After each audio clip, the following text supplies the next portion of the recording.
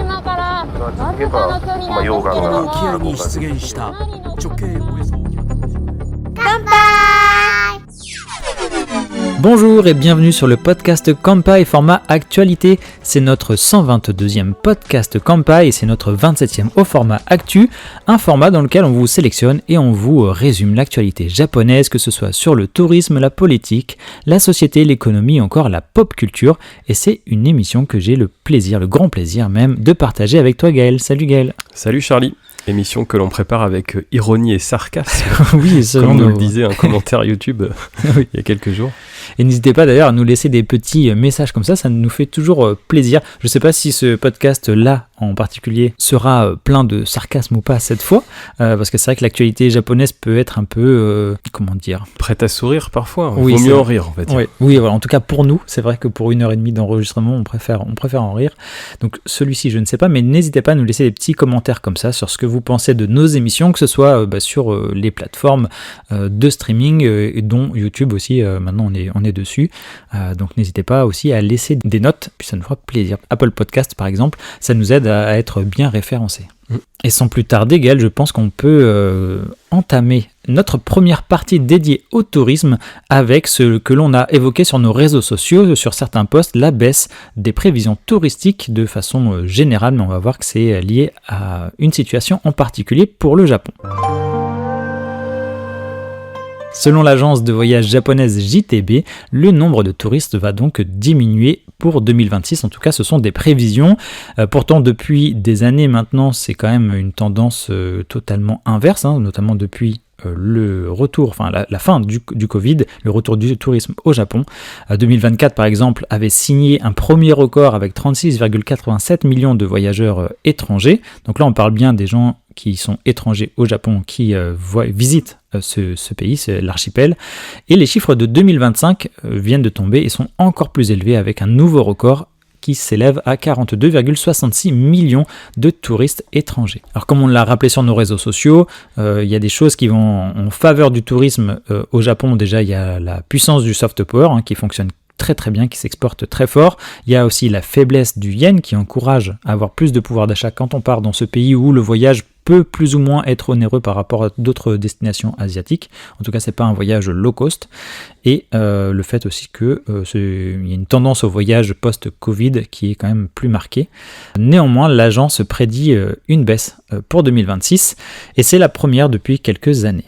Donc une baisse qui prendrait racine dans les relations diplomatiques tendues entre la Chine et le Japon, dont on a évoqué certains sujets à plusieurs reprises dans ce podcast. Le gouvernement chinois ayant conseillé à ses citoyens et citoyennes de s'abstenir de se rendre au Japon après les propos prononcés sur Taïwan par la première ministre japonaise. On s'en souvient et c'est vrai que dès lors, il y avait eu quasiment 500 000 vols très très peu de temps après d'annulés de la part des touristes chinois et on estime à 45% de baisse de ces vols-là des Chinois pour le seul mois de décembre 2025. Et apparemment, c'est une tendance qui pourrait continuer au moins jusqu'au mois de mars, voire peut-être un peu plus selon les relations diplomatiques. Et il faut savoir, Gaël, que les voyageurs en provenance de Chine et de Hong Kong représentent un touriste étranger sur 3 au Japon. Donc c'est vrai que ça pèse dans la balance, en tout cas pour le Japon. Ça fait beaucoup là, non ? Ouais, on pourrait le dire. Un touriste sur 3, c'est quand même énorme, surtout pour un pays qui accueille de plus en plus un flux de touristes plus conséquent. Et ce qui est assez drôle et déroutant même, c'est de voir certaines vidéos YouTube tournées où on voit des micro-trottoirs de la part des Japonais et Japonaises, où on leur demande, en tout cas on leur fait dire que c'est peut-être un peu mieux sans les touristes chinois. Ça fait moins de monde, ça fait des rues plus calmes, des sites moins débordés peut-être, mais apparemment ils le vivent pas trop mal, à voir ce qu'il en est pour la suite. Et oui Charlie, donc JTB en fait nous dit qu'il y aurait, selon eux, leur prévision, une baisse de 2,8% de visiteurs internationaux au Japon en 2026 par rapport à 2025, c'est-à-dire qu'il y aurait 41,4 millions de touristes étrangers cette année. Alors, on va pas se mentir, s'il y a beaucoup moins de touristes chinois et qu'on a une baisse seulement de 3%, ça veut dire que tout le reste des autres destinations vont augmenter, ce qui est plutôt en réalité, de notre point de vue, une bonne chose. Ça veut dire qu'il y aura un peu moins de visiteurs, c'est déjà le cas depuis le mois de décembre, un peu moins de visiteurs sur les sites touristiques, mais que malgré tout, on peut s'attendre très très fortement à ce que les autres nationalités augmentent, y compris les Français et les francophones. Et pour en revenir, Gaël, à la communauté chinoise, quelque chose que l'on peut pointer du doigt, c'est que cette communauté-là, vivant au Japon, ressent depuis quelques mois déjà, depuis ces épisodes de tension, un comportement bien plus austère de la part des Japonais et Japonaises à leur égard. Il y a des employés, par exemple, chinois d'entreprises japonaises qui affirment qu'ils vivent des remarques xénophobes lorsqu'ils vont répondre au téléphone, par exemple, aux clients en direct ou autre.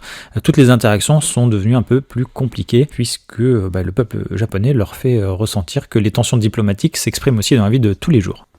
Du côté des compagnies aériennes, comme le rapporte le China Daily, donc un média chinois, le taux d'annulation des vols de la Chine continentale vers le Japon est de 47,2% pour le mois de janvier 2026 et donc en hausse de 7,8% par rapport au chiffre de décembre dont je parlais tout à l'heure. La plateforme, quant à elle, d'information Flightmaster a révélé que les vols réguliers de 49 liaisons aériennes entre la Chine et le Japon ont été annulés pour février 2026, donc c'est aussi pour ça que l'on vous dit que les chiffres vont diminuer au moins peut-être jusqu'à mars et peut-être après revenir à l'état normal un peu plus tard dans l'année.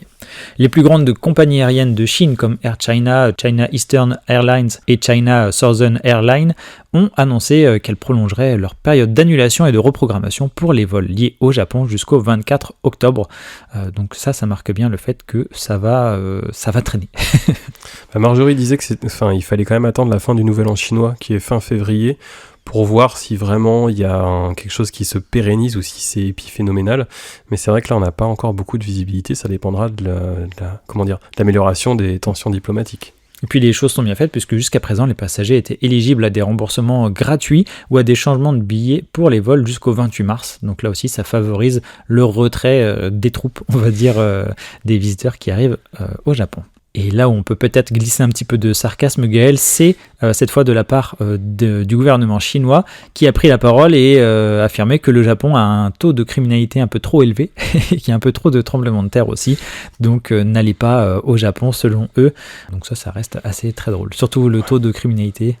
Oui, je crois qu'on peut il pas est plus trop... faible que le taux de séisme peut-être. Voilà la première ironie.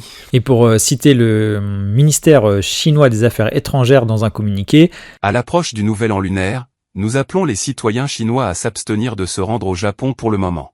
Avant de justifier, récemment, la sécurité publique dans la société japonaise est instable, et de nombreux incidents de criminalité ciblant les citoyens chinois se produisent. Les tremblements de terre se sont également produits successivement, et les citoyens chinois font face à de graves menaces pour leur sécurité au Japon. Et dans le cadre donc de cette baisse qui est assez importante, bien évidemment l'agence japonaise du tourisme prévoit de travailler sur prévoit de travailler sur l'évolution de cette courbe touristique, parce que les enjeux sont assez importants, et ça rentre tout ça dans un plan global qui inclut notamment des mesures de lutte contre le surtourisme, dont on a déjà parlé Charlie. Donc il y a de plus en plus de régions qui sont intégrées justement dans ce travail du JNTO et de l'agence du tourisme ministérielle, pour lutter contre le surtourisme, mais il y a en parallèle un plan de promotion du tourisme et de nouveaux objectifs qui sont fixés, et ce plan justement est censé indiquer la direction que prendra la politique touristique japonaise jusqu'à l'exercice 2030, donc là sur les en gros 5 prochaines années. Alors, malgré la chute du tourisme dont tu as parlé, Charlie, le Japon maintient son objectif annuel, ça tu l'as dit, d'augmenter le nombre de visiteurs global toujours à 60 millions, donc c'est-à-dire 50% de plus qu'aujourd'hui, quasiment, et surtout pour avoir des dépenses annuelles sur place de 15 billions de yens. Donc pour rappel, un billion c'est 1000 milliards, donc ça veut dire 15 000 milliards de yens. Donc si je calcule bien, ça fait à peu près 100 milliards d'euros peut-être. Là je suis un peu pris au dépourvu. Donc ce plan d'évolution touristique vise du coup à être finalisé en mars et recevoir l'approbation du cabinet afin de pouvoir être mis en place.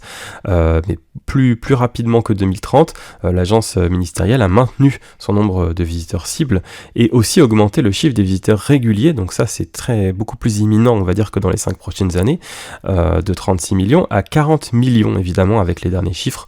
C'est tout à fait normal. Donc en 2025, les dépenses touristiques entrantes ont atteint un record de 9,5 billions de yens, c'est-à-dire à peu près entre 50 et 60 milliards d'euros.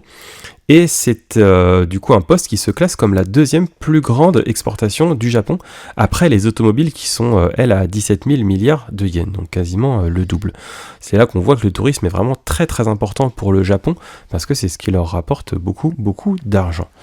Donc en réponse à ça, l'agence a décidé de positionner le tourisme entrant comme une industrie stratégique qui dirigera le développement des économies régionales et de l'économie nationale, c'est-à-dire que les Japonais ont plus que jamais besoin des visiteurs internationaux et des touristes.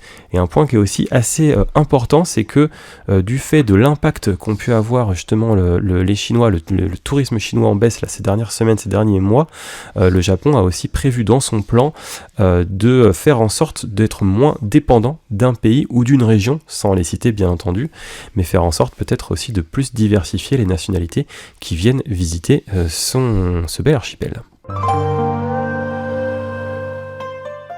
Et Gaël, tu nous parlais de restrictions liées au contrôle des touristes étrangers. Eh bien, le Japon compte aller un peu plus loin, notamment par rapport à ses contrôles des Airbnb. Alors, c'est vrai que le système Airbnb qui fonctionne très très bien pour se loger, nous, on ne fait jamais la promotion ici à Kanpai parce qu'on n'a jamais trouvé que c'était forcément une solution très simple, ni très bien vue d'ailleurs de la part des Japonais et Japonaises, et on va justement aborder ce sujet. Et oui, les locations Airbnb sont au cœur d'une controverse depuis que de nombreux habitants voisins se plaignent des nuisances sonores des voyageurs, en particulier dans les alentours de Kyoto. Et en réponse à ces demandes-là de ces habitants, eh bien, le maire de Kyoto, Koji Matsui, a déclaré lors de sa conférence de presse régulière que la ville prévoyait de resserrer les réglementations concernant les locations à court terme. À partir de février, les propriétaires de locations à court terme seront tenus de soumettre des rapports réguliers sur le nombre d'occupations à l'année, au risque de recevoir des pénalités telles que des fermetures forcées pour non-conformité par exemple, si ces lois-là ne sont pas respectées. Il faut aussi savoir qu'un groupe d'experts est également en cours de mise en place pour mettre en place justement des restrictions en plus sur des zones géographiques assez ciblées dans lesquelles les locations à court terme peuvent être exploitées, ainsi que sur leur jour d'exploitation et de durée de séjour de ses clients. Et également, on va même aller un petit peu plus loin puisqu'il y aurait dans pas si longtemps, je crois à partir du mois d'avril, des inspections qui vont être instaurées afin de vérifier que les propriétaires respectent le nombre maximum de jours auxquels ils peuvent louer leurs biens, le nombre de personnes hébergées, etc., etc. Donc là, le gouvernement de la ville de Kyoto dit qu'il prévoit de commencer à effectuer ces inspections dès le mois d'avril, des inspections surprises, des locations à court terme, que ce soit tôt le matin ou tard le soir, pour être sûr de pouvoir avoir quelqu'un en visu et d'avoir le nombre de vacanciers dans le logement pour bien le vérifier. Il y a aussi une règle qui précise que les visiteurs doivent rester une certaine durée minimum pour pouvoir réserver afin de ne pas cumuler les départs et arrivées qui provoquent encore plus d'agitation. En gros, essayer de faire en sorte qu'il y ait une moyenne de jours de présence pour qu'il n'y ait pas trop d'aller-retour. Parce que c'est vrai que quand les logements changent tous les jours, tous les 2 jours, eh bien ça peut créer des nuisances. Et ça, c'est pas encore accepté par les riverains, par les citoyens et citoyennes. Ouais, Kyoto, c'est une ville qui est absolument sublime, mais c'est aussi une ville qui est assez resserrée. Il y a plein de petits quartiers très calmes comme ça. D'ailleurs, plein de petits passages secrets, entre guillemets, quand vous allez avec un guide ou avec des gens qui sont de la ville, dans lesquels on n'a pas le droit de faire du bruit, pas le droit de prendre des photos, même parfois pas le droit de marcher parce que c'est privé. Là, ce qui est ciblé, clairement, on en avait parlé, Charlie, d'ailleurs, dans une news, c'était, tu sais, le bruit que font les valises des gens qui font du check-in ou du check-out à des heures, justement, peut-être parfois nocturnes. C'est notamment certaines nationalités qui vont voyager en étant plus nombreux que ce que le logement autorise, par exemple 6, 8, 10 personnes pour des logements prévus pour 4 ou 5 personnes, admettons. Et puis le bruit que peuvent faire par exemple des jeunes voyageurs qui vont faire un peu la fête, etc. Tout ça, c'est pas du tout compatible avec une ville comme Kyoto, mais bien au-delà. Et c'est aussi pour ça, comme tu le disais un peu en introduction, Charlie, que le Airbnb, nous, on le recommande pas forcément parce que c'est pas très adapté au Japon en réalité, outre les réglementations qui sont de plus en plus complexes, mais depuis déjà bien longtemps. Alors peut-être de quoi faire revenir les touristes chinois et autres, bien sûr, au Japon, c'est bien sûr Pokémon. Qui d'autre ? Et oui, car ce mois-ci, Pokémon est partout. On va commencer d'abord par parler d'Universal Studios, le fameux parc d'Osaka, qui a un partenariat avec la franchise Pokémon depuis 2021. Et ça, vous le voyez facilement si vous déambulez dans le parc, parce que des Pokémon défilent régulièrement, eux aussi, dans les allées du parc, lors de défilés et de spectacles. Et le 5 février prochain, et c'est dans le parc Yomiuri Land, tout près de Tokyo à l'ouest, que les Pokémon ouvriront leur parc public qu'on appellera Poképark Kanto. C'est une zone en fait du parc, une grande zone qui va proposer des manèges, des boutiques et des attractions sur l'univers Pokémon. Et alors pour tout vous dire, on a essayé d'y aller parce que comme toute chose qui ouvre au Japon, il y a une loterie pour y accéder. Et bien Charlie, sans surprise, on n'a pas eu de place. Ouais. En fait, on n'a pas eu de place pour l'ouverture, on a eu des places un peu plus tard. Donc vous aurez un article sur Kanpai avec une fiche de visite, des photos, etc. qui arrivera, mais soyez patients s'il vous plaît, encore quelques semaines, le temps que nos reporters sur place aillent dire bonjour. Je ne cache pas que ça fait des heureux sur place. Ah oui, oui. Ils se sont un peu battus pour y aller cette fois-ci. Mais Universal Studios n'est pas en reste parce que le parc d'Osaka vient d'annoncer lui un nouveau partenariat avec la société Pokémon pour développer de nouvelles expériences encore plus immersives. Alors un représentant d'Universal Studios Japan nous détaille. Bâti sur les expériences de collaboration précédentes avec la société Pokémon, nous sommes ravis d'annoncer le début de notre projet visant à créer des expériences Pokémon avec un niveau d'interactivité sans précédent. Et cette interactivité implique que cette nouvelle collaboration sera plus poussée que les défilés et spectacles actuels. Alors pour l'instant, on n'a pas d'autres détails qui a été révélé sur ce partenariat, si ce n'est que ces nouvelles attractions débuteront à Universal Studios Japan avant de s'exporter dans les autres Universal Studios du monde. Donc si vous aimez Pikachu, Dracofeu, Bulbizarre et je ne cite que des Pokémon de vieux, Oui, c'est vrai. eh bien voilà, vous pourrez encore plus aller au Japon que d'habitude. Est-ce que tu crois que de parler de Dracofeu, par exemple, c'est un peu comme parler du Nokia 3310 ou ce genre de choses, ou de l'iPod? Ah, ça reste quand même Pas la base. encore. Tout le monde aime Ronflex. Et je sais pas si tu as vu passer des vidéos de l'ouverture aux journalistes de le Poképark, donc là pas lié à USJ mais l'autre parc à l'ouest de Tokyo, à voir une fois qu'il y aura du monde dedans, mais je sais pas si tu as vu, mais ça ressemble un peu à une allée de chalets de Noël. C'est vrai que ça fait pas trop Pokémon. Il y a plein de statuettes partout, par contre il y a plein de spots à photos. Et un truc sympa, en tout cas sur le papier, c'est que tu peux rentrer dans un centre Pokémon et il y a une dame qui t'accueille avec des Pokéballs, elle les place sur un petit établi, ça t'affiche les Pokémon qu'il y a dedans sur un écran. Mais j'espère que c'est pas la même personne qui va se taper toutes les Pokéballs de tout le monde toute la journée. En tout cas, si vous avez la chance d'y aller, n'hésitez pas à nous faire des petites photos et à nous taguer sur vos réseaux sociaux aussi.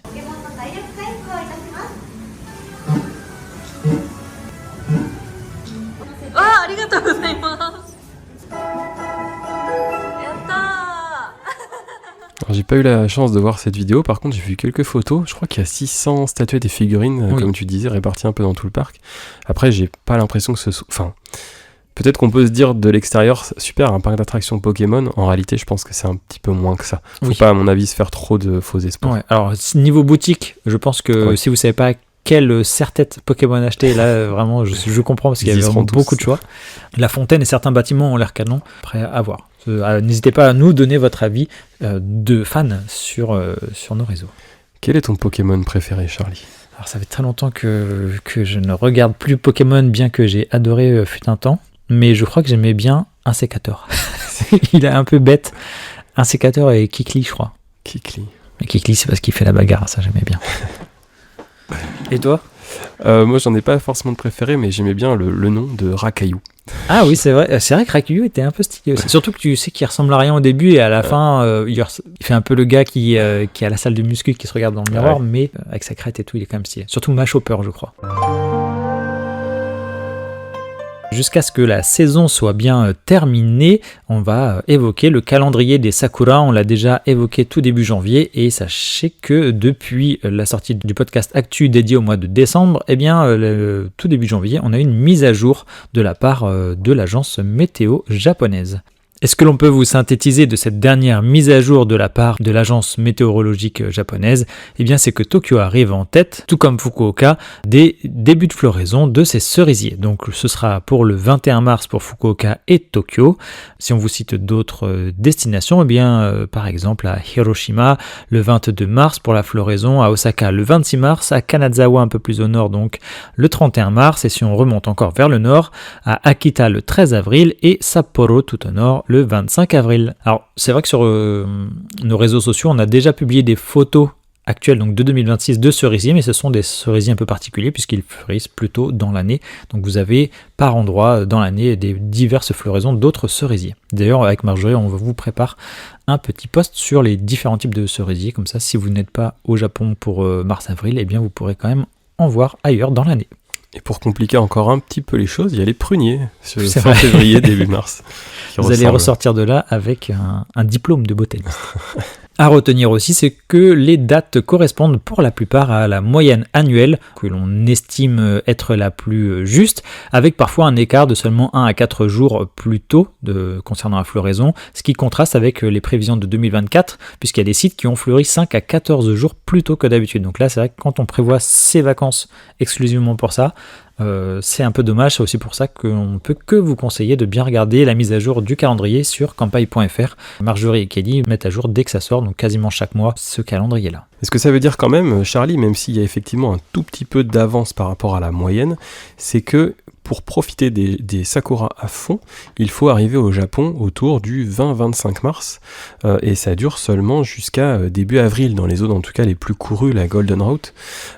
Typiquement, le pic à Tokyo sera fin mars, à Osaka, Kyoto sera tout début avril, à Hiroshima entre les deux.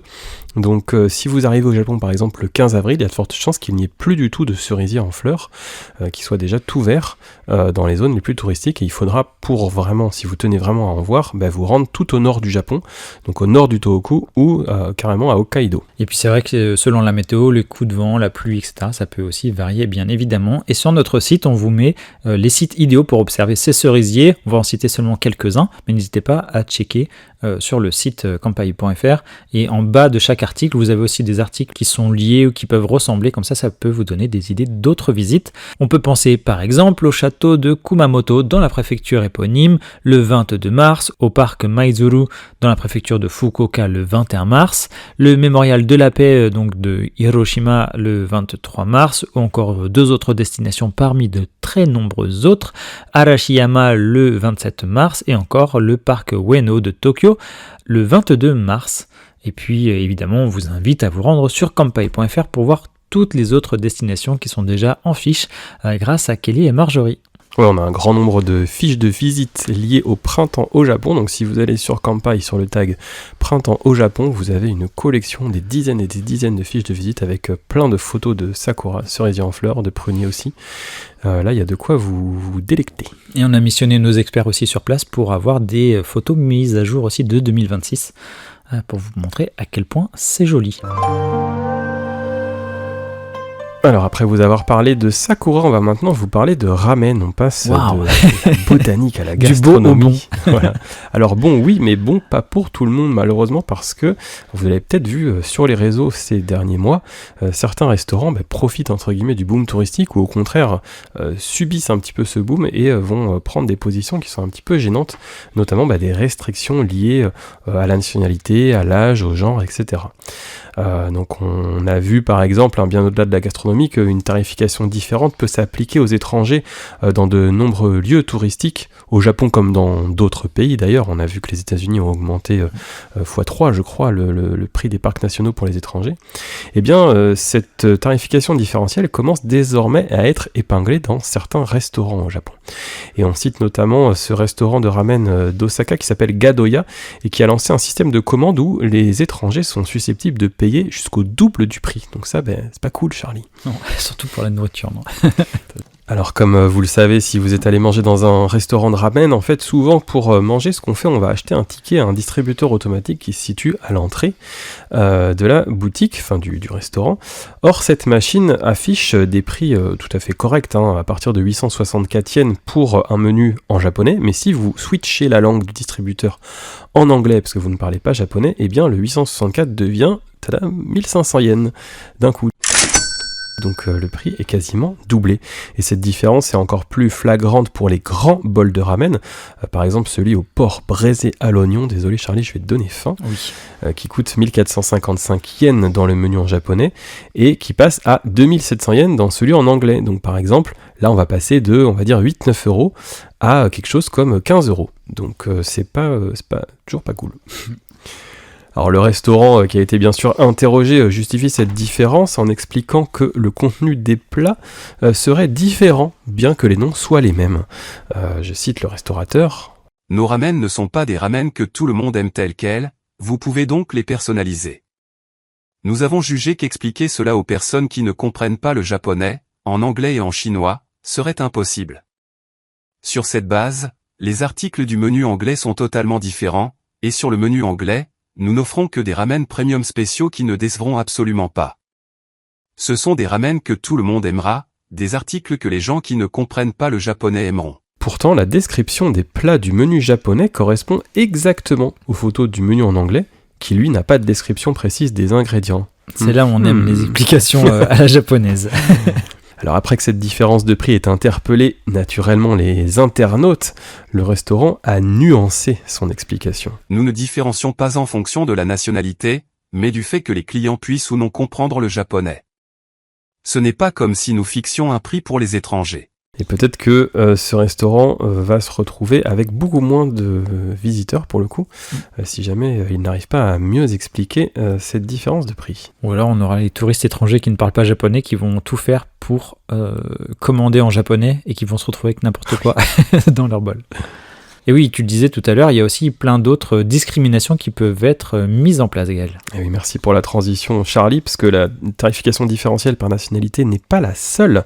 Il y a aussi, on constate dernièrement, des restrictions par âge notamment. Alors là, on va citer l'exemple de Shibuya, ce fameux quartier de Tokyo, avec sa vie nocturne notamment, dans lequel un izakaya, donc une espèce de bar à tapas si on peut dire, va limiter l'entrée aux clients âgés de 20 à 39 ans. Et pour ça, un panneau signale à l'entrée que le bar est conçu pour, je cite, la jeune génération. Et si vous entrez à l'intérieur, c'est-à-dire si vous êtes encore jeune, la plupart des clients ont la vingtaine et la salle est assez bruyante. La direction, elle, affirme avoir pris cette décision de limiter les entrées en fonction de l'âge, après plusieurs retours de clients plus âgés qui se plaignaient du bruit. Elle estime qu'en réduisant cette tranche d'âge, elle réduit les conflits et affiche clairement son identité de marque. Et j'avais lu aussi, moi, peut-être une explication moins avouable, que les personnes de plus de 40 ans restaient un peu plus longtemps à table, les Japonais avaient tendance à traîner et du coup à moins commander et c'était moins rentable. Ok. Voilà. Un autre restaurant, lui, a pris la décision inverse en acceptant uniquement les clients âgés de 25 ans ou plus. Dans cette enseigne de barbecue sur charbon de bois, donc du yakiniku, comme son nom l'indique, la viande grillée, on recherche avant tout le calme. Et le calme, visiblement, c'est à partir de 25 ans. C'est bien connu. À Akasaka, toujours à Tokyo, un grand izakaya a quant à lui interdit la réservation aux personnes de moins de 28 ans.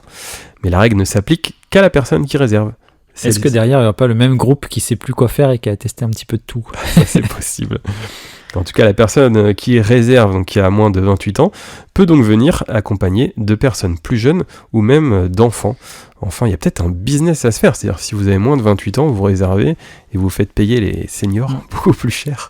Et vous gagnez de l'argent en passant une bonne soirée et en mangeant un bon yakiniku. À quand une réservation interdite aux gauchers, par exemple, le mardi? Ah, c'est l'administration française, ça, peut-être.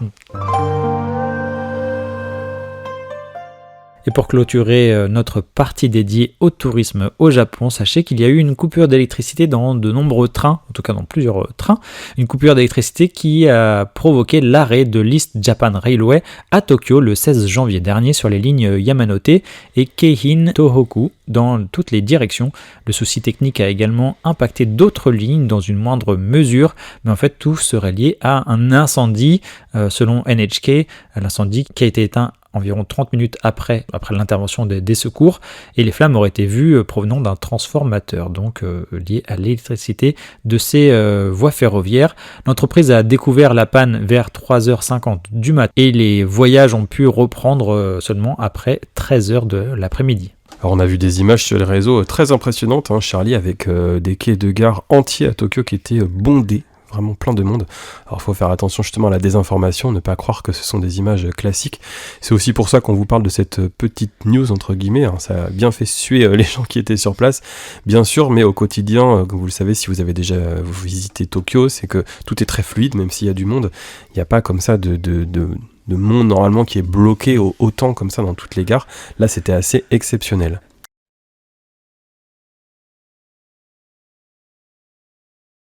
Alors on va passer, Charlie, à notre rubrique Société avec cette fameuse enchère annuelle de thon. Vous la voyez chaque année, c'est un peu le marronnier du Nouvel An qui s'est déroulé cette année le 5 janvier au marché de Toyosu à Tokyo, qui a remplacé Tsukiji, comme vous le savez, il y a quelques années. Et un thon rouge y a été vendu au prix record de 510 millions de yens, soit environ 2,8 millions d'euros. Donc on va parler un petit peu plus tard de pourquoi. Alors ce spécimen en particulier a été pêché au large d'Oma dans la préfecture d'Aomori. Les thons Oma sont réputés pour leur exceptionnelle qualité et sont les plus recherchés du marché. Il a dépassé le précédent record qui lui avait été établi en 2019 et s'élevait à l'époque à un peu plus de 333 millions de yens, c'est-à-dire un petit peu moins de 2 millions d'euros. Et cette année, c'est Kiyomura, l'exploitant de la chaîne de sushi Zanmai, qui a remporté l'enchère. Alors le président Kiyomura a avoué avoir pensé l'acquérir pour environ 400 millions de yens, mais finalement les enchères ont grimpé, oui, c'est plus de 20% de plus. Il a déclaré « C'est un produit porte-bonheur. J'aimerais qu'un grand nombre de personnes puissent le déguster et que cela donne un coup de pouce à l'économie. » Et les clients de cette chaîne de restaurants ont pu déguster ce thon de luxe sous forme de sushi au prix habituel des sushis de l'établissement, c'est-à-dire entre 400 et 600 yens environ, donc entre 2 et 3,50 €. Alors sachant qu'un sushi moyen pèse généralement de 10 à 15 grammes, le prix qu'on aurait normalement dû payer pour en bénéficier serait de 20 à 30 000 yens, c'est-à-dire entre 110 et 160 €, ce qui fait un peu cher le sushi. La bouchée, oui. Alors pourquoi a-t-il acheté ce thon aussi cher, ce cher monsieur, ce cher président de Sushi Zanmai ? Eh bien tout simplement pour la publicité. Oui, il a acheté un thon à 3 millions d'euros, mais tout le monde a parlé de lui partout dans le monde pendant quelques jours certes, et sa chaîne n'a pas forcément besoin de ça, mais mine de rien, plutôt que d'acheter de la publicité à la télé, à la radio, sur internet, etc., il a acheté un thon. Il a pu le vendre parce qu'avec le nombre de restaurants qu'il a, c'est facile de l'écouler. Et en plus de ça, on a fait de la pub, y compris nous, à Sushi Zanmai. Comme quoi un animal peut être dégusté par des milliers de personnes. C'est ça, c'est le grand cercle de la vie. Et si vous cherchez des chaînes de sushi au Japon, on a d'ailleurs publié il y a quelques mois une fiche sur Kura Sushi, une des deux chaînes les plus connues du Japon avec Sushiro.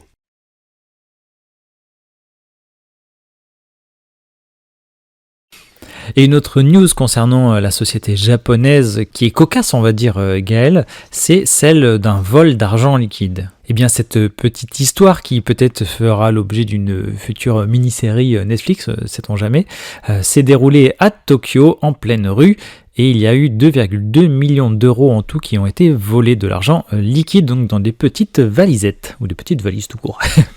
L'incident s'est produit dans le quartier d'Ueno, au centre-ville de Tokyo, à environ 200 mètres de la gare d'Okachimachi, dans la nuit du 29 janvier donc dernier. Vers 21h30, un groupe de 2 hommes japonais, 2 chinois et une femme japonaise chargeaient des valises remplies d'argent à l'arrière d'une voiture lorsqu'ils ont été approchés par un autre groupe, cette fois de 3 voleurs, qui les ont aspergés de spray au poivre, donc des voleurs extrêmement mesquins. Peut-être qu'ils ont cru que c'était des ours. Oui, peut-être. Les ours descendus du nord. Les ours de Ueno. Eh bien, il faut savoir que les voleurs ont pu s'emparer des valises et se sont échappés avec dans leur propre véhicule. Dans cette fuite, eh bien, il y a eu un accident qui a été généré donc, par ce délit de fuite. Peu de temps après, et une voiture abandonnée a été retrouvée par la police un peu plus loin, mais ni les voleurs ni l'argent n'ont été localisés à ce moment-là. Et lorsqu'on leur a demandé ce qu'ils faisaient avec autant d'argent, donc aux 5 victimes, entre guillemets, de vol, ils ont déclaré qu'ils travaillaient comme échangeurs d'argent spéculatif et qu'ils prévoyaient de conduire l'argent à l'aéroport de Haneda et là de le transporter ensuite à Hong Kong pour aller le vendre. Donc ça crée déjà démarche, on va dire. Déjà, je sais pas comment tu passes l'aéroport avec 420 millions d'yens en liquide. Oui, c'est vrai qu'en liquide dans des valises, il fallait l'inventer, il fallait l'oser, et comme quoi les Chinois et les Japonais peuvent travailler main dans la main, parfois. Et quelques heures plus tard, Gaël, ça ne s'arrête pas là, puisqu'à l'aéroport de Haneda, eh bien, une autre personne s'est fait agresser au spray à poivre. Ce n'était toujours pas un ours. Et on a tenté de lui voler sa valise remplie de 190 millions de yens dans le parking de l'aéroport. Et pour ce cas, la victime a réussi à échapper au voleur et a gardé même sa valise. Elle a été interrogée par la police sur le pourquoi de cette valise et elle a donné la même explication que les précédentes victimes de Tokyo et serait donc aussi un spéculateur de devises qui se dirigeait vers Hong Kong pour vendre les yens. Moins de 12 heures plus tard, 2 hommes japonais qui transportaient de grosses sommes de yens ont été de nouveau ciblés par des criminels de Hong Kong. Et jamais 203, Gaël, le même jour à 9h45, 2 hommes japonais qui sortaient d'un taxi dans le quartier de Sheungwan, à Hong Kong pour le coup, se sont fait voler un sac à dos contenant 58 millions de yens, comme quoi les yens apparemment ça court les rues pour le coup, et les aéroports, et les suspects se sont ensuite enfuis en voiture aussi. Donc là on est sur des malfaiteurs qui partent tout le temps avec leur propre voiture apparemment. Mais c'est Shenmue 2 entre le Japon et Hong Kong, des mafieux, etc. Alors le nom des victimes n'a pas été encore rendu public et il se pourrait que l'un d'eux, des hommes japonais, soit celui qui s'est fait agresser un peu plus tôt à Haneda, puisque selon la police, il venait d'arriver à Hong Kong ce matin-là et se rendait dans un bureau de change pour vendre ses yens, donc comme par hasard. Et pour terminer cette news, il faut savoir que jusqu'à présent, une seule personne a été arrêtée par la police de Hong Kong là, et c'est un résident de Hong Kong soupçonné d'avoir été impliqué dans le vol de Sheungwan, donc le quartier que l'on citait un peu plus haut. Les enquêtes sur les 3 incidents sont toujours en cours, donc on essaiera peut-être de vous tenir au courant le mois prochain si ça a été tiré au clair tout ça.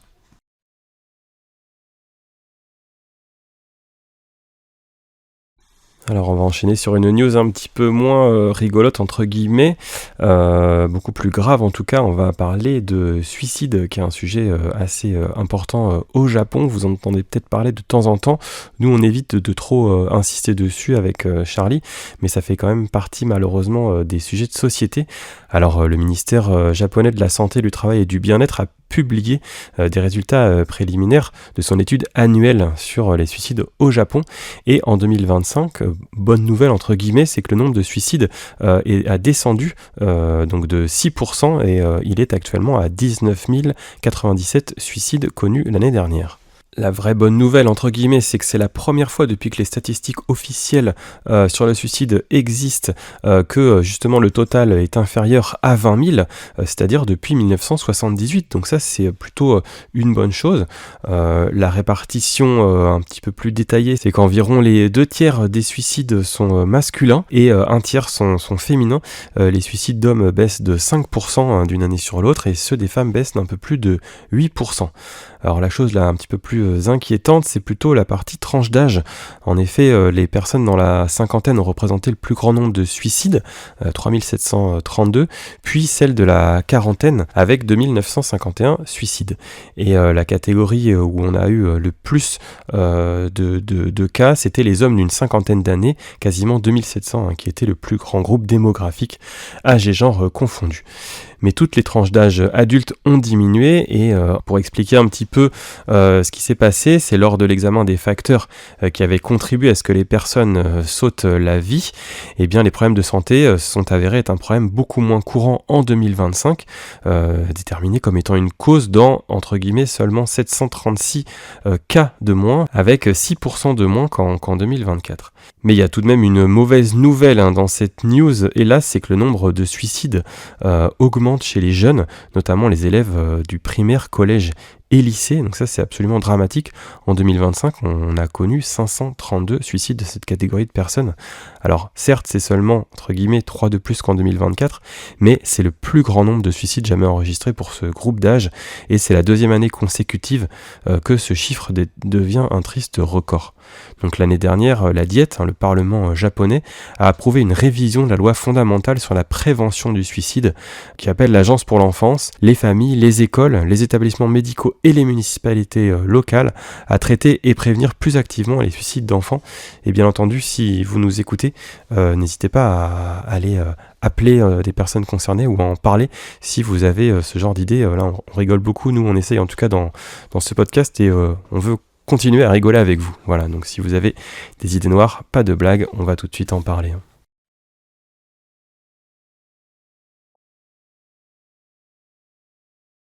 Et ça fait quelque temps que l'on a laissé Elon Musk de côté.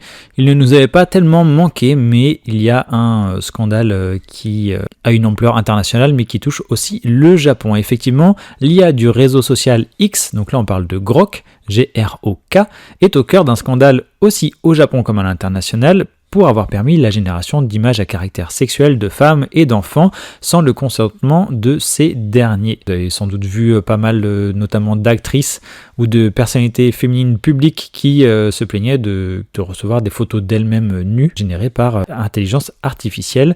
Et depuis fin décembre, Grok possède donc cette fonction de modification d'image qui permet à n'importe qui est sur Grok de faire des photos de ce type-là. Elon Musk a répondu par, non pas des mots, mais une image à la hauteur de sa façon de communiquer avec les autres êtres humains. Il s'est mis lui-même en bikini grâce à l'intelligence artificielle en se disant si moi ça me gêne pas, ça vous gêne pas. Et au Japon, certains élèves auraient d'ailleurs généré des images de camarades nus ou d'idoles mineures en maillot de bain. Donc c'est ce qui évidemment dérange au Japon. Et face à ce phénomène, le réseau social Grok a émis un avertissement le 6 janvier soulignant que la création d'images sexuelles conduirait à la suppression du compte. Donc ça n'empêche pas la génération, mais ça supprime le compte apparemment après coup. La suspension permanente et la coopération de X aussi avec des organismes d'application de loi, donc des centres de police, des tribunaux, etc., pourraient être mis en place pour pallier à ce gros problème. Et le 9 janvier dernier, le ministre de l'Intérieur et des Communications, Yoshimasa Hayashi, a déclaré considérant que, conformément aux directives en matière d'information illégale, l'acte de distribuer des images sexuelles générées par l'IA sur les SNS porte atteinte aux droits d'autrui tels que les droits d'image, l'honneur et la vie privée. Je pense que cela peut être nocif. Et c'est le 14 janvier dernier que X a répondu à certaines interrogations et expliqué qu'il allait mettre en place d'autres mesures techniques pour restreindre la génération d'images des personnes réelles en vêtements très dénudés, tels que des bikinis, et on l'espère aussi la nudité. Oui, j'ai d'ailleurs vu passer dans la presse japonaise que certains Japonais, pour le coup, qui avaient utilisé ce système-là au moment de sa mise en place, comme beaucoup d'autres personnes dans le monde, j'ai l'impression, hésitaient à se dénoncer. Du coup, parce qu'ils culpabilisaient de l'avoir fait, ils comprenaient après coup que que ça pouvait générer du tort en fait aux personnes concernées. C'est une chose de le faire, mais c'est aussi autre chose de le publier après sur les réseaux sociaux.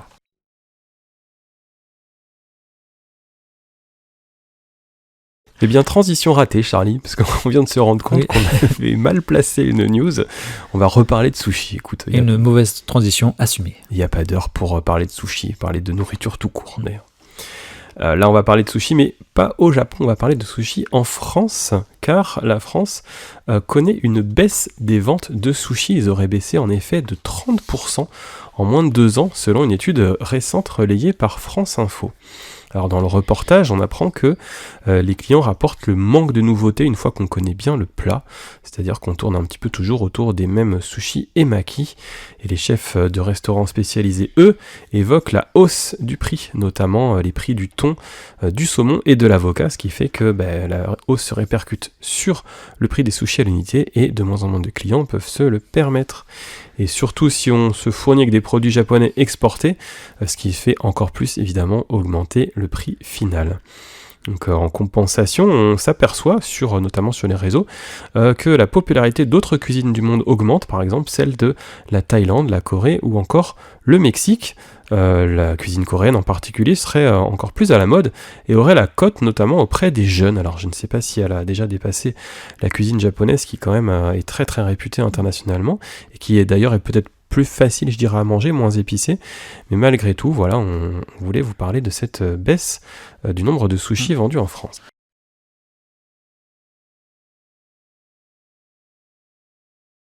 Toujours dans la catégorie société japonaise, l'organisme d'apprentissage de l'anglais Education First a publié son classement annuel en matière de maîtrise de la langue anglaise pour 2025. On vous avait déjà évoqué le sujet en 2024. Et bien ici, de retour, le Japon arrive en 96e position sur 123 pays à égalité avec l'Afghanistan. Il est classé dans la catégorie des pays qui ont un niveau d'anglais de, je cite, très bas, la plus mauvaise donc catégorie de ce classement. Celle-ci correspond à des notions basiques en anglais et selon le rapport, les Japonais ayant passé le test d'Education First ont uniquement réussi à se présenter de façon très simple, très basique, nom, âge, pays d'origine et à comprendre des signes simples également et à donner quelques directions. C'est à peu près tout et à titre de comparaison, la France, dont on dit que l'on n'est absolument pas des champions en la matière, eh bien se classe 38e tandis que les Pays-Bas occupent la première place du classement. Et pour les curieux et curieux, la 123e place, donc là toute dernière, est occupée par un pays asiatique qui est le Cambodge.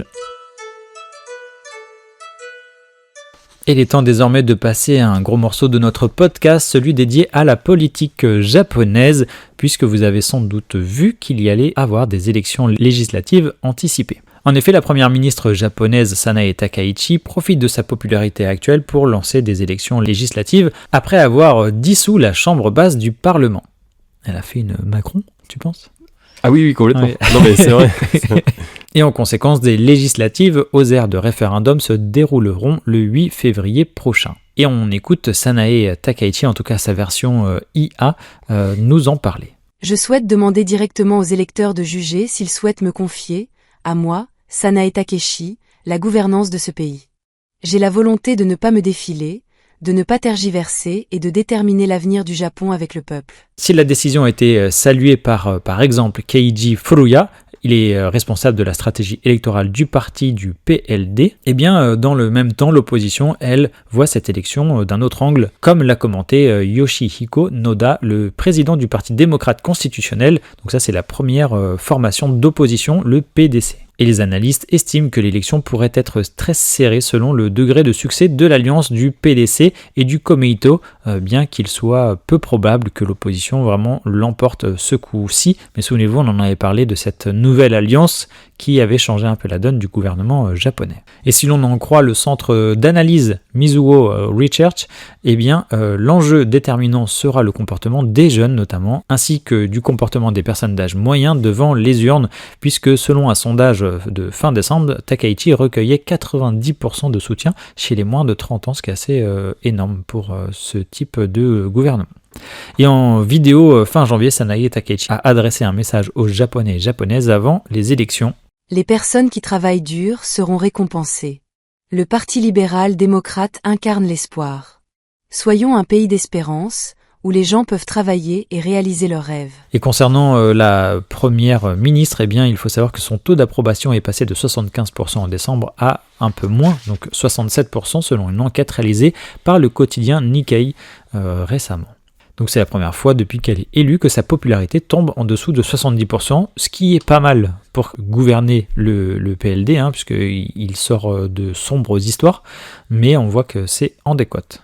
Et peut-être qu'elle pourra se rattraper le 2 février prochain puisque la dirigeante participera à un débat télévisé avec les chefs de l'opposition pour argumenter sur leurs programmes respectifs. et puis voir quel nouveau paysage peut être donné à ce gouvernement japonais. Et lors de la dissolution de la chambre basse du Parlement il y a quelques semaines, Takaichi affirmait qu'un scrutin était nécessaire pour renforcer le mandat de sa nouvelle coalition et son programme de soutien à l'économie. Après un plan par exemple de relance fin 2025 accompagné de grosses dépenses publiques, eh bien la première ministre a promis d'exempter de la taxe à la consommation de 8% les ventes de produits alimentaires pendant 2 ans afin de contrer l'inflation. Donc ça c'est vraiment une grosse décision politique, en tout cas aussi un gros coup, pas marketing, mais pour le succès de son gouvernement. Néanmoins, on note dans certains sondages comme celui publié par Nikkei que 56% des Japonais jugent que cette exemption fiscale promise pour les produits alimentaires ne serait pas du tout efficace pour contrer l'inflation que les Japonais et Japonaises subissent. Quand on ne fait que de vous répéter que le yen est bas et que nous, ça nous donne un pouvoir d'achat plus élevé en tant que touristes, eh bien, il faut savoir que les Japonais et Japonaises en pâtissent énormément et de plus en plus, parce que c'est vrai que ça dure. Et donc, je pense qu'à la fin de ce podcast, tu vas encore nous dire que le yen a baissé, peut-être, Gaël. Eh oui, je ne crois plus en rien, Charlie. Ouais, bah c'est toujours un pari, la dissolution de l'Assemblée, en l'occurrence la Chambre basse. Nous, c'était l'Assemblée nationale, ça n'a pas forcément très très bien marché, je crois, Charlie. On va peut-être y revenir d'ailleurs. Peut-être. Mais voilà, c'est un pari. Sanae Takaichi, elle considère qu'avec sa popularité, elle va pouvoir prendre plus de poids, entre guillemets, dans la Chambre basse, dans le Parlement. Est-ce que c'est le cas? Est-ce que c'est pas le cas? Voilà, on vous en reparlera probablement dès le podcast actu du mois prochain. Mais je te laisse la main, Gaël, puisque tu vas continuer de nous parler d'une autre facette de Sanae Takaichi qu'on avait évoquée le jour de son élection. On en avait parlé, mais très très brièvement, et elle vient de nous en donner un bel exemple. Ah oui, alors là tu parlais de popularité, pour le coup je pense que c'était un bon coup de sa part, un bon coup de baguette, tout simplement. Pas de baguette magique, mais un coup de baguette de batterie. En effet, vous avez sans doute été nombreux à voir comme nous cette vidéo assez amusante sur les réseaux de Sanae Takaichi, donc la première ministre japonaise qui a joué de la batterie avec le premier ministre sud-coréen Lee Jae-myung, j'espère que je le prononce bien. Alors les deux dirigeants, on les a vus jouer ensemble un petit peu de batterie sur des morceaux de K-pop, qui est évidemment une spécialité musicale de la Corée du Sud. Si je me trompe pas, il y a même eu du K-pop Demon Hunters. Ouais, c'est ça. Évidemment, là... il n'y avait pas le choix. Le titre le plus écouté au monde, on ne pouvait pas passer à côté. Donc ça, c'était quand même une drôle d'activité diplomatique qui en fait a été proposée par Sanae Takaichi. Tu l'as dit, Charlie, on l'avait déjà exprimé lors de son élection. Elle a été batteuse quand elle était jeune, batteuse dans un groupe de musique à l'université, et elle était fan de heavy metal. On a du mal à le croire, mais c'est vrai. Peut-être même qu'elle était Bosozoku, qu'elle était sur sa moto avec le guidon en l'air, et elle tapait avec ses chaînes les vieilles personnes en disant oh là je ne sais pas.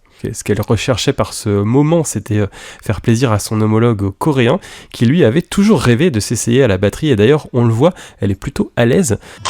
Grosse caisse claire. Grosse caisse claire. Grosse caisse claire. Grosse caisse claire. Grosse caisse claire. Grosse caisse claire. Parfait. Recording. Et lui, pas vraiment. Mais, oui, on voit qu'il y a quelqu'un qui sait faire et l'autre non. En tout cas, il avait le smile, donc ça c'est très bien pour lui, on est très content qu'il soit heureux. Donc cette rencontre musicale a eu lieu dans le cadre d'un sommet qui s'est tenu à Nara, au Japon.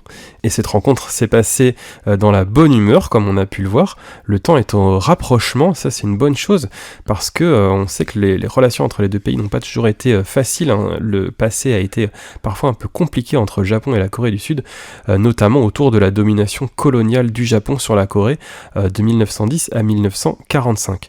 Mais les deux pays sont des alliés économiques importants et ont tout intérêt à montrer leur coopération aux yeux du monde, a fortiori dans un temps où c'est vrai que les tensions géopolitiques mondiales sont assez fortes et où Donald Trump tape un peu de coups de pied dans la fourmilière. Chacun essaye de trouver des accords à droite à gauche en dehors des États-Unis.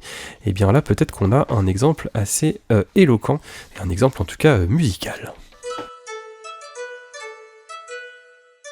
Et côté économie, vous avez peut-être aussi vu passer cela sur les médias occidentaux, puisque le Japon effectue actuellement une grande première, c'est l'extraction de terres rares à une profondeur extrême, puisqu'on parle de 6000 mètres de profondeur pour cette extraction.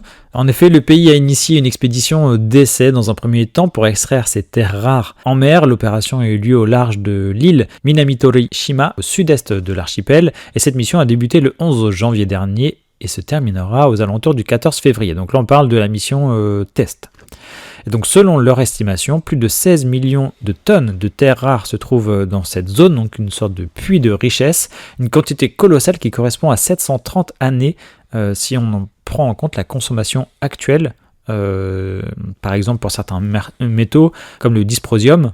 Alors je ne sais pas si c'est un médicament ou un métal, Gaël, mais en tout cas c'est un métal qui est utilisé pour fabriquer évidemment des téléphones, entre autres, des voitures électriques par exemple. Ce serait également cette zone le 3e plus grand gisement de nickel au monde. Ces terres rares, ce sont 17 éléments métalliques, pas particulièrement rares, mais difficiles et coûteux à extraire, c'est pour ça qu'on les appelle ainsi, et ils sont indispensables pour beaucoup d'industries, notamment le numérique, l'automobile, l'énergie ou encore l'armement, et puis aujourd'hui évidemment le développement, l'accélération du développement de l'IA. Et si on vous en parle, c'est que le Japon est très dépendant de ces matières premières. Je pense qu'on l'a évoqué à plusieurs reprises, il n'y a pas trop de minerais au Japon. Et la Chine représente près des 2/3 de la production minière de terres rares au monde et 92% de la production raffinée selon l'Agence internationale de l'énergie. Donc le géant chinois est vraiment un mastodonte dans le domaine. Et vu les relations diplomatiques que l'on a évoquées entre la Chine et le Japon, eh bien ça peut être tout bénef pour le Japon d'arriver à s'extraire un petit peu de cette dépendance, puisque le Japon dépend pour 70% de ses importations de terres rares de la Chine. Cette extraction pourrait justement changer la donne. Je te dis bravo pour ta vanne, Charlie. Ils extraient des terres rares et ils s'extraient de la dépendance aussi. Oui, c'est vrai. C'est une extraction globale, ils misent sur ça. Après, bon, ce ne sera pas pour tout de suite. Et c'est vrai que je ne savais pas qu'on pouvait puiser si profondément, à 6000 mètres de profondeur. Je pensais qu'il y avait une barrière, une limite physique. Et apparemment, non. Oui, même Donkey Kong, dans Donkey Kong Bonanza sur Switch 2, ne creuse, je crois, qu'à 1600 ou 1700 mètres.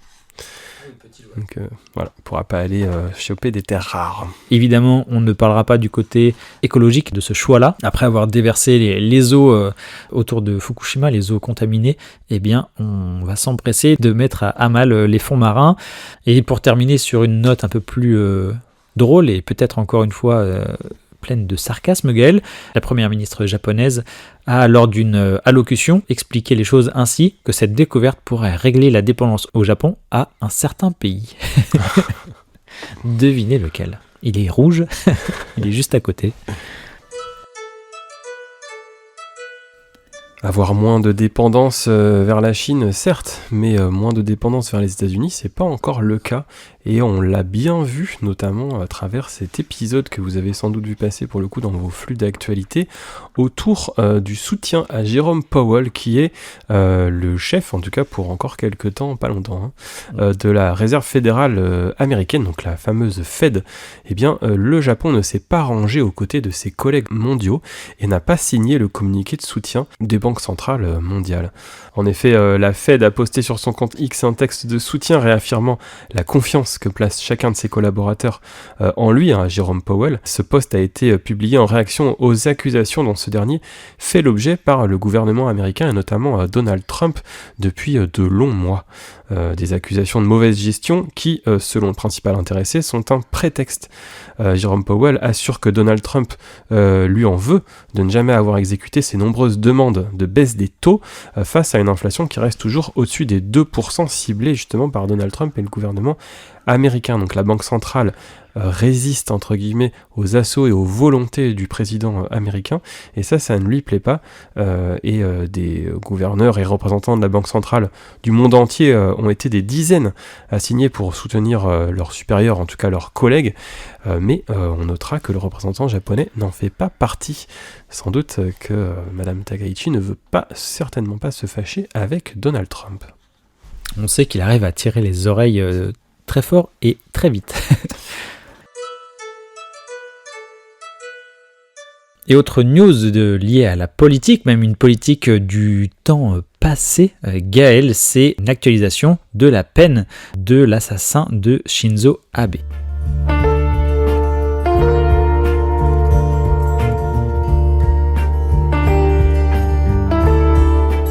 Effectivement, nous allons parler de Tetsuya Yamagami, âgé aujourd'hui de 45 ans, qui a été reconnu coupable le 21 janvier dernier de l'assassinat de Shinzo Abe, plus de 3 ans après les faits. Et si vous ne le connaissez pas ou si vous ne vous souvenez pas de Shinzo Abe, eh bien c'est l'homme qui a gouverné le plus longtemps le PLD qui est déjà depuis très longtemps au pouvoir, mais donc c'est l'homme phare de ce parti politique. En gros, c'était la Sanae Takeichi de l'époque, mais qui était là depuis très longtemps. Il était très puissant et beaucoup de ramifications. Ouais. Il a été très apprécié, pas par sa tome.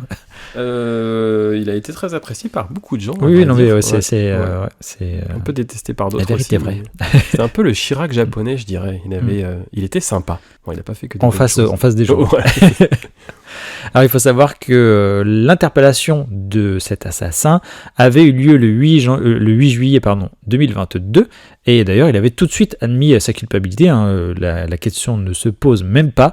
L'homme avait expliqué avoir fabriqué un pistolet artisanal à base de tuyaux métalliques, de rubans adhésifs, et affirmait d'être le seul coupable.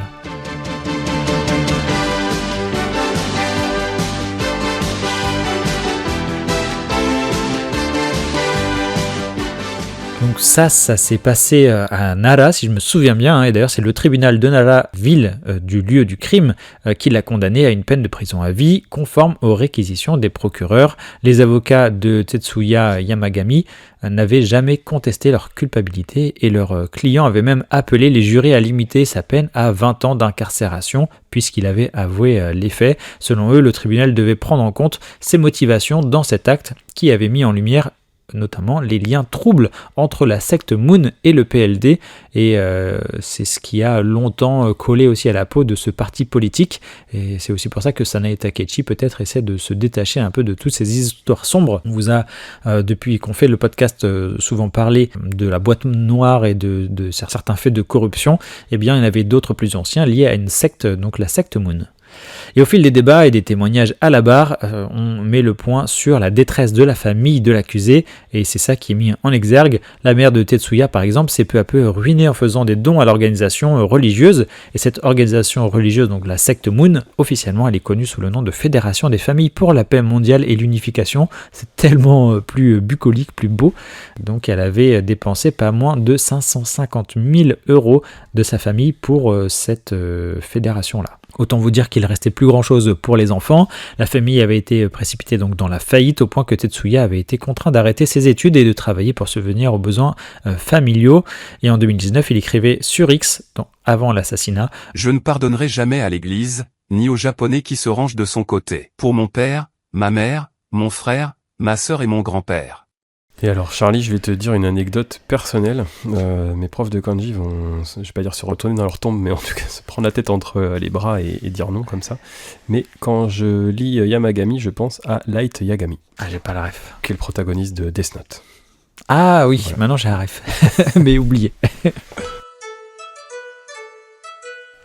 Et dernière news pour notre section politique et économie, le ministère de la Santé, du Travail et du Bien-être a annoncé le 30 janvier dernier que le nombre de travailleurs étrangers à la fin du mois d'octobre 2025 a augmenté de 11,7% par rapport à l'année précédente, pour s'élever donc à 2 571 037, soit un niveau record pour le Japon. Dans le contexte de pénurie de main-d'œuvre, eh bien, il a atteint le nombre le plus élevé depuis 13 années consécutives, parce que c'est vrai qu'on parle souvent du rapport des Japonais aux étrangers, notamment dans le milieu du travail.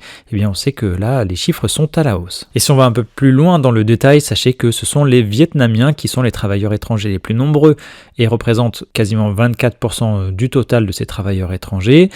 Par industrie, c'est l'industrie manufacturière qui emploie le plus de travailleurs étrangers, avec quasiment 25% d'effectifs étrangers. Les Chinois sont les deuxièmes plus nombreux en termes de travailleurs étrangers, avec 16,8% du total. Les Philippins derrière sont en troisième position avec 10% du total.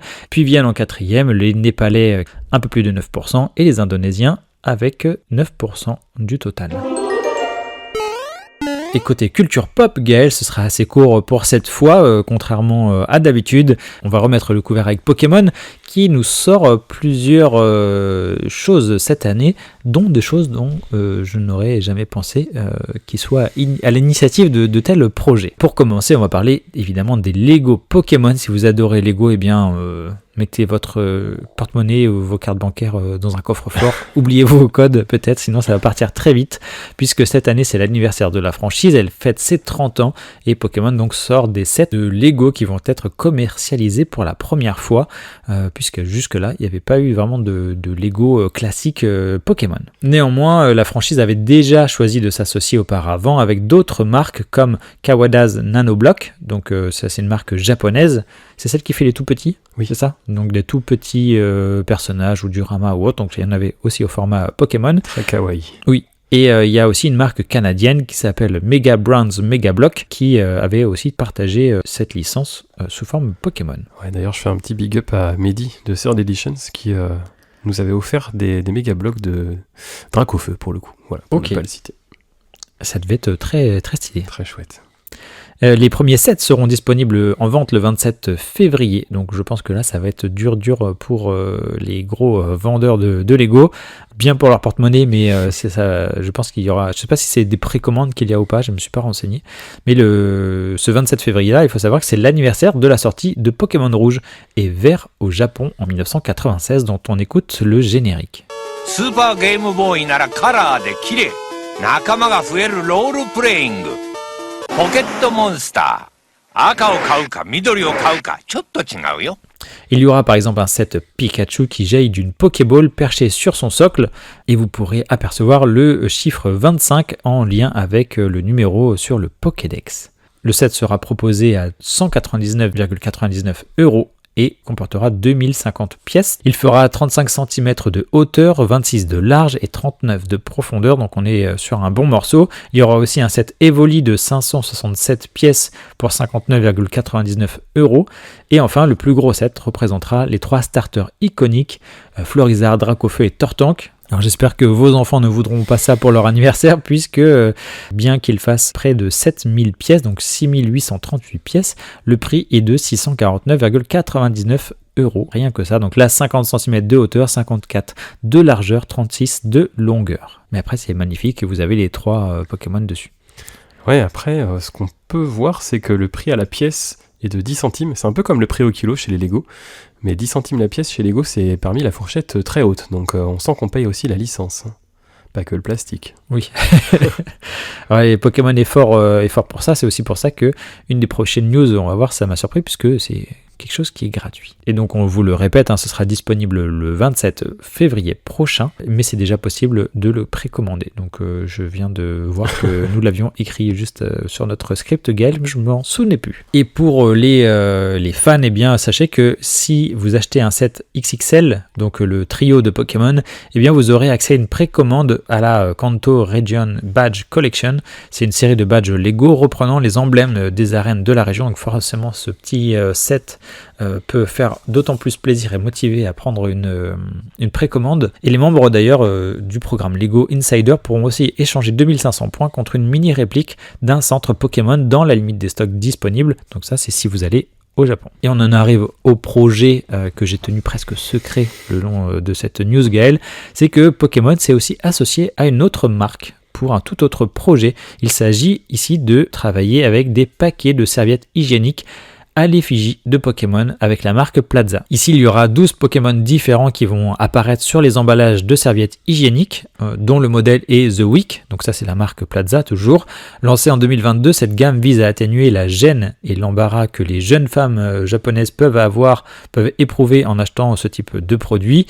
Eh bien, il faut savoir que en rendant l'emballage peut-être plus fun et à la mode, eh bien cette marque espère briser un peu certains tabous de la société japonaise. Il existe 2 paquets spéciaux Pokémon. L'un contient des emballages Pikachu, Ronflex, Salamèche, Ramolos, Métamorph ou encore Togepi, tandis que l'autre paquet contiendra des serviettes à l'effigie d'Evoli, Tiplouf, Psychoquack, Topiqueur, Levénard et Ectoplasma. Et si la marque The Week est disponible dans les magasins Plaza partout au Japon, sachez que cette version Pokémon n'est pas du tout prévue pour être commercialisée.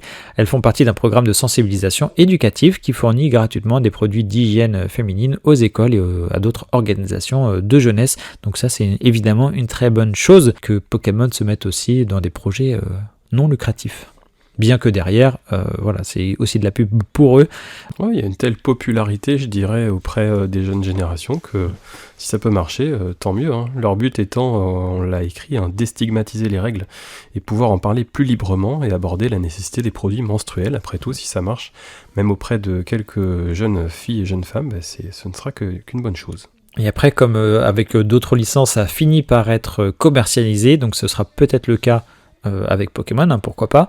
J'espère juste qu'il n'y aura pas de scalpers, de gens qui vont acheter tous les paquets pour les vendre plus cher sur Internet. Il ne faut pas voir le mal partout. Et comment ne pas terminer ce podcast Actu Charlie en parlant de jeux vidéo. On va parler des ventes de jeux 2025 au Japon, car Famitsu, le fameux magazine japonais, a publié les chiffres annuels de vente du marché japonais du jeu vidéo, et le marché console a augmenté de 40% en un an. En effet, il est passé de 301 à plus de 418 milliards de yens, c'est-à-dire quasiment 2,5 milliards d'euros. Un bond évidemment causé en partie par la Switch 2 qui a écoulé 3,78 millions de consoles sur l'année civile, c'est-à-dire plus de la moitié des consoles de salon vendues en 2025. C'est-à-dire plus d'une console sur deux vendue au Japon. L'année dernière, c'était une Switch 2. C'est un record parce que jamais une machine ne s'était vendue aussi vite au Japon, et il faut prendre en compte que la console a été dévaluée pour s'adapter au pouvoir d'achat local. Pour la 21e année consécutive, l'archipel a massivement plébiscité les consoles et les jeux Nintendo. Il faut savoir aussi, peut-être pour aider, que Xbox, Microsoft au Japon ne vendent quasiment pas, donc en réalité il n'y a que deux marques japonaises qui s'affrontent, c'est Nintendo et Sony.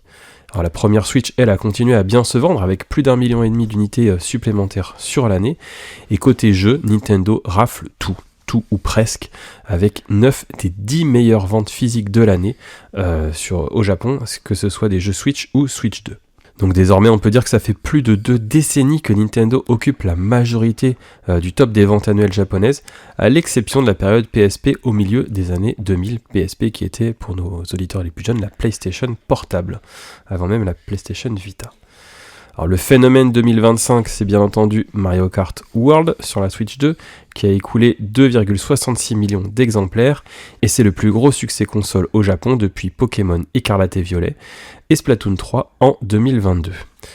Donc je propose, Charlie, qu'on profite de cette news pour parler de nos attentes jeux vidéo, notamment jeux vidéo japonais pour 2026. J'ai fait une petite liste, notamment Resident Evil 9, Resident Evil Requiem s'appelle-t-il, qui sort dans très peu de temps, le 27 février. On va citer aussi Pokémon Pokopia qui sort le 5 mars, c'est un petit peu une sorte d'Animal Crossing entre guillemets dans l'univers de Pokémon. Il y a Pragmata le 24 avril, un jeu, un TPS qui se joue dans l'espace avec une petite androïde, un jeu moitié TPS, moitié puzzle, j'ai l'impression.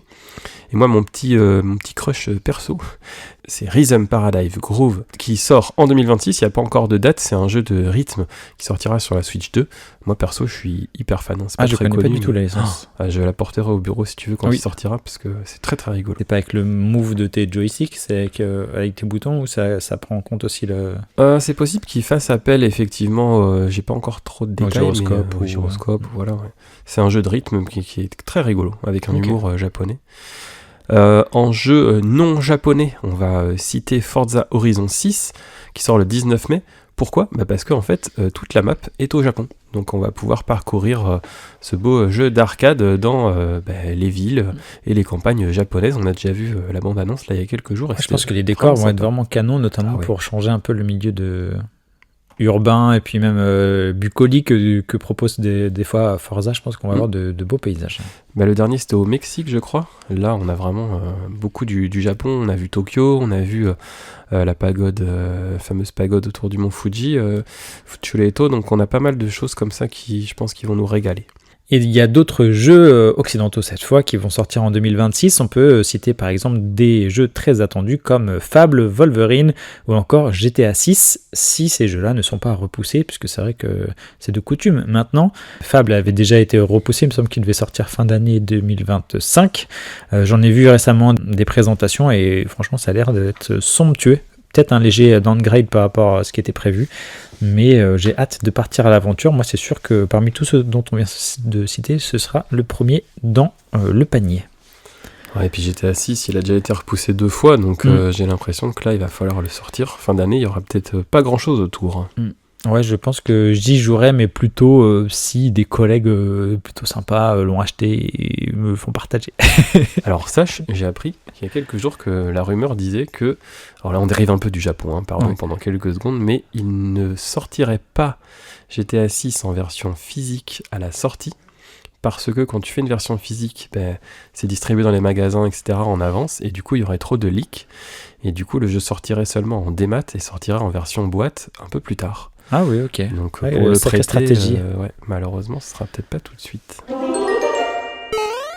Et puisque sans doute comme Gaël et moi, vous aimez lire, écouter ou regarder des animés, jeux vidéo, etc., eh bien sachez que selon une nouvelle enquête publiée le 26 janvier dernier, le ministère japonais de l'économie, du commerce et de l'industrie, que l'on va appeler ici METI, nous indique les pertes liées au piratage en ligne qui ont explosé au cours des 3 dernières années.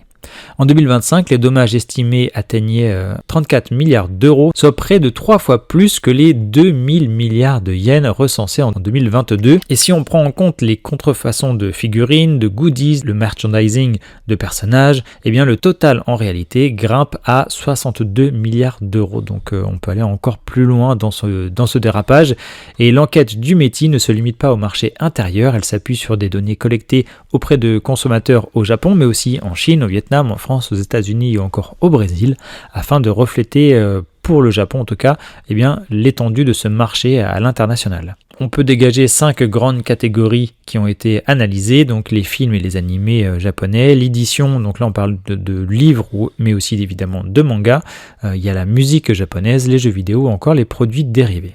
Et chaque catégorie voit une hausse de son piratage par rapport aux chiffres de 2022, les livres par exemple en tête avec 2600 milliards de yens, la vidéo avec 2300 milliards de yens, ou encore le jeu vidéo avec 500 milliards de yens de dommages dus au piratage, et on pourrait encore citer la musique avec 100 milliards de yens.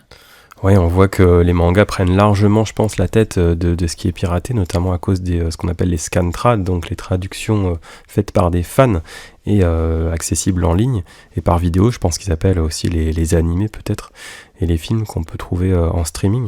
Je suis assez surpris, je t'avoue, Charlie, parce que je me disais qu'avec l'étendue maintenant de l'offre légale, même si c'est vrai que les prix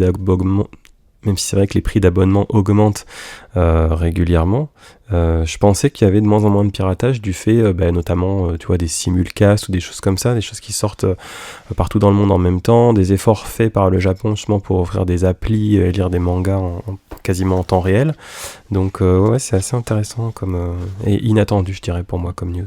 Eh bien, tu fais bien d'en parler justement, Gaël, puisque le METI, donc le ministère, assure dans cette étude que la consommation de contenu piraté est en baisse par rapport aux années précédentes, mais en fait, il y a des pertes beaucoup plus importantes, et selon le gouvernement, eh bien, ce paradoxe, il s'explique notamment du fait de la hausse des prix et aussi de la fluctuation des taux d'échange. Donc, ce qu'on ne cesse de marteler ici, c'est que le yen perd de la valeur.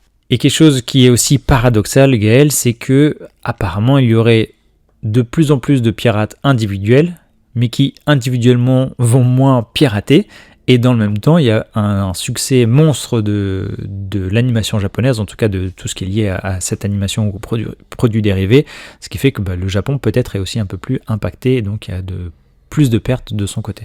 Je voudrais que nos auditeurs mettent un petit commentaire si dans notre explication ils ont entendu « on peut tromper 1000 fois 1000 personnes, mais on ne peut pas tromper une fois une personne ». Donc, et d'ailleurs, il faudra que tu te réécoutes parce que je ne sais pas si tu as eu la bonne. Je te mets le doute. Je ne sais pas si tu as la bonne phrase, Gaël. Si vous avez compris, vous mettez un pouce. Parce que nous, on n'a pas compris. En tout cas, Gaël, sache que face à cela, le METI évoque la création de nouvelles structures de coopération, notamment avec les autorités locales à l'étranger. Il y a aussi du renforcement de dispositifs judiciaires qui sera mis en place, et une lutte évidemment accrue contre les violations de droits liés à l'IA générative, sachant qu'on sait que le Japon est quand même assez fort pour défendre ses droits à l'international. Donc voilà, donc notamment face aux contrefaçons. Il y a aussi la mise en place de bases de données centralisées sur des ayants droit qui va permettre d'accélérer toutes les procédures procédures légales afin qu'il y ait moins d'argent qui se disperse et de gens qui profitent gratuitement de la création d'autres entreprises ou d'autres créateurs, créatrices. Et enfin, on clôturera cette news en indiquant que le gouvernement, lui, cherche à guider les consommateurs vers des moyens plus légaux, donc les plateformes de streaming ou alors l'achat par le tout moyen légal pour soutenir l'expansion de ces plateformes et puis le maintien de cette créativité japonaise à l'international. Alors pour finir ce podcast actu, comme tous les mois, on va parler de nos récurrents, en commençant par le yen. Tu le disais tout à l'heure, Charlie, le yen encore et toujours qui poursuit sa baisse.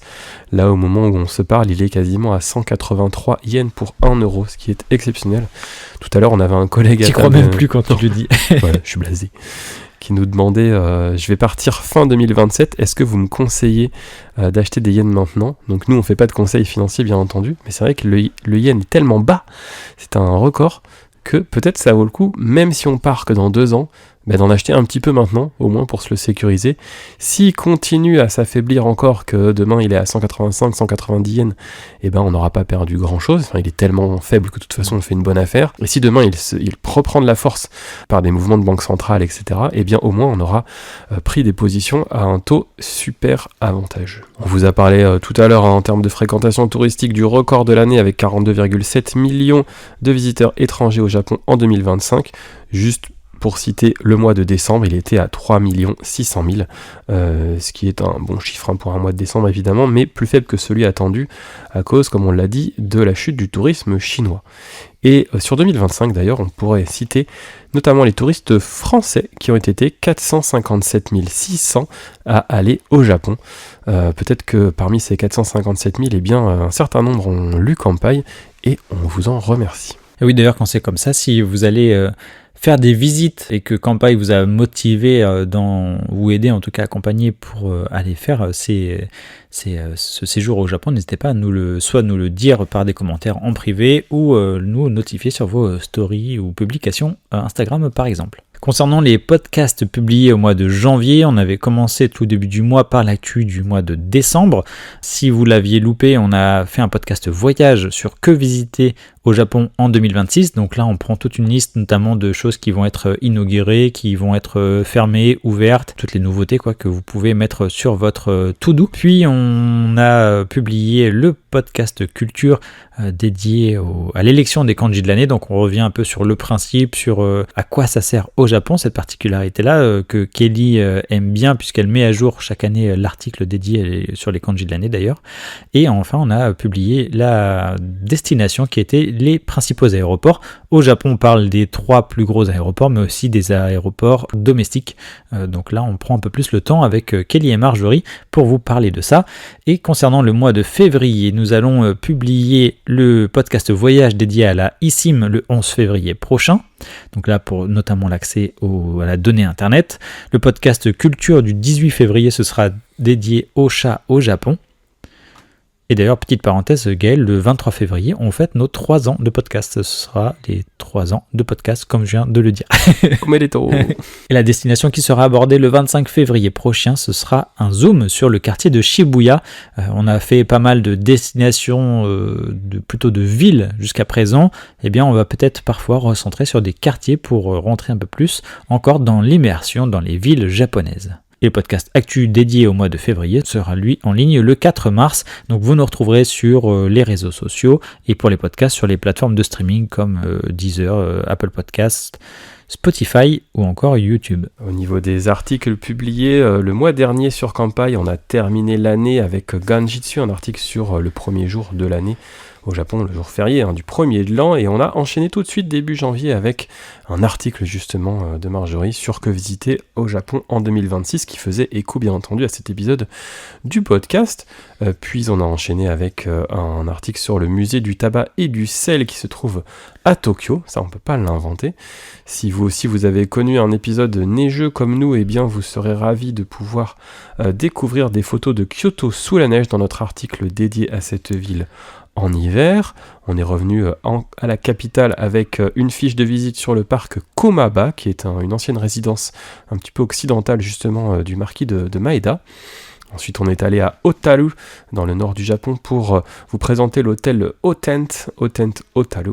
Et ensuite, on est redescendu du côté de Nara. On a fait une grosse mise à jour de notre fiche de visite, qui est une fiche importante, mais qui était un peu lacunaire sur Kanpai. On a mis plein de nouvelles photos, on a grandement densifié le texte. Marjorie s'est attelée à ça, et on a maintenant une bien belle fiche sur Nara, avant de finir le mois avec, pareil, une revisite de notre article sur le Japan Rail Pass, parce que ça a beaucoup évolué, c'est toujours intéressant. Peut-être pas autant qu'avant, mais quand même, surtout avec le yen faible. Et là, on a fait une grosse mise à jour de cet article. Donc au mois de février, il est prévu que l'on publie des articles sur, alors sans tout vous dire, les fleurs au Japon. On va parler aussi de Sapporo, on va parler d'une rivière assez célèbre à Tokyo, et puis quelques jours fériés, parce qu'il y en a quelques-uns en février. Donc là, tout ça, ce sera à découvrir, bien entendu, sur kanpai.fr. Et donc on va conclure ce podcast Gaël, on vous retrouve le mois prochain pour les prochaines actualités Japon qui, on l'espère, seront évidemment fournies, un peu drôles aussi parfois, c'est quand même plus sympa pour tout le monde. Et on se dit à bientôt, n'oubliez pas de noter ce podcast sur les réseaux sociaux ou les articles diffusés sur kanpai.fr. Merci encore pour les messages que vous nous laissez, les questions que vous nous posez aussi en privé parfois. On essaie aussi de répondre à tout ce que l'on peut. Et on se retrouve donc très bientôt pour un prochain podcast. Vous savez qu'on a les formats voyage, destination, culture désormais et actualité. Et on a aussi une boutique en ligne sur laquelle vous pourrez retrouver nos livres de voyage. Et d'ailleurs, Gaël, tu as peut-être un petit mot pour remercier les personnes qui ont acheté le pack soutien, donc le pack le plus élevé en qualité et en prix aussi peut-être, dans le sens où vous avez tous les tomes qui sont réunis avec 2 e-books pour apprendre le japonais si ça vous fait plaisir, ou alors si vous voulez faire des cadeaux aussi à dispatcher, sachez que c'est la meilleure manière de nous soutenir, puisque c'est comme ça que l'on arrive à faire des projets et on n'a pas de publicité sur notre site, tout est gratuit entièrement, ainsi que la newsletter à laquelle vous pouvez vous abonner. Et oui, donc ce mois-ci, on remercie nos acheteurs du pack soutien, que sont Didier, Yves, Grégory, Geneviève et Yves 2. Yves 2. Voilà, tu crois qu'on lui a fait à l'école s'il avait un autre Yves dans sa classe? Là, ils sont 2, Yves V et Yves B. Voilà, ce ne sont pas les mêmes personnes. Je précise qu'on a envoyé à 2 endroits différents. Donc merci encore pour votre soutien, toujours très très bien accueilli ici à Kanpai.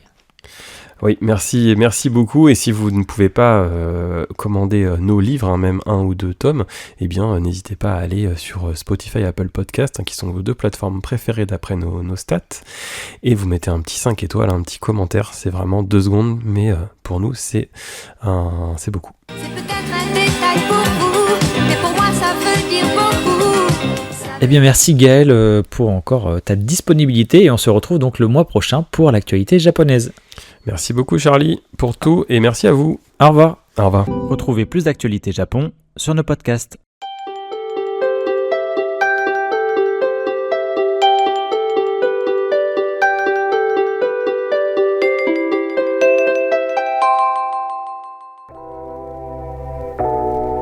Merci d'avoir écouté cet épisode du podcast Kanpai. Nous espérons qu'il vous a plu et que vous en avez appris plus sur le Japon.